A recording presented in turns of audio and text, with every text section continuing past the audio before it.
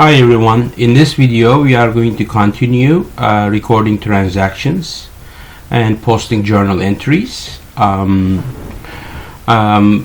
have ABC company, hypothetical company, and in transaction A there are wages of $500 that are earned by the employees are not paid yet. And we are going to start recording that transaction. First of all, the wages are earned but they are not paid. We are going to record this one as a liability. It is called wages payable, and we are going to record $500 for that. And at the same time, what we are going to do is we are going to reduce retained earnings,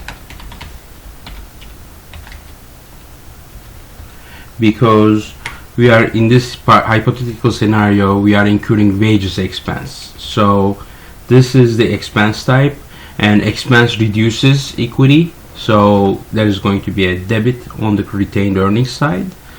And since we haven't paid it yet, this is going to be wages payable. So this is liability, and this section is for wages expense. In the second transaction, the company is purchasing $2,000 worth of inventory on credit.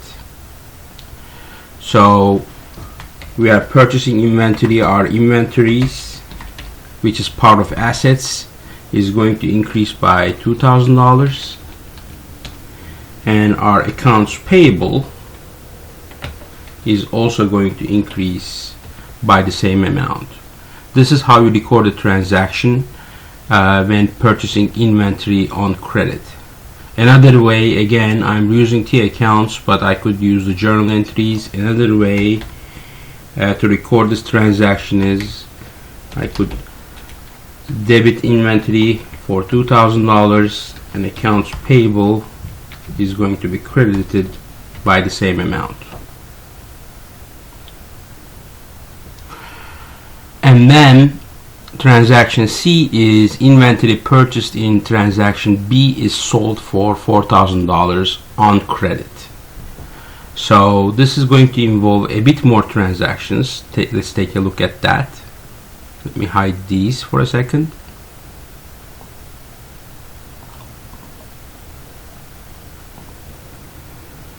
And what we are saying is we are selling on credit, so our accounts receivable is going to increase by $4,000. This is the revenue side.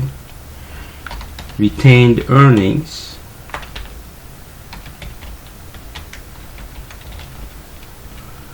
that's going to increase by $4,000 as well. This is revenue.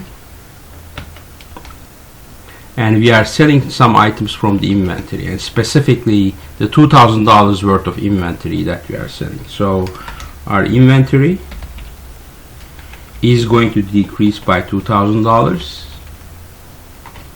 and retained earnings is going to decrease by $2,000 as well, and this is called cost of goods sold. So whenever you are selling your inventory as a merchandiser, you are going to reduce inventory, you are going to record the revenue side, you are going to record the cost of goods side, and then depending on whether you are selling on credit or cash, in this case it's credit, you debit accounts receivable. If you are selling it for cash, you are going to debit the cash account.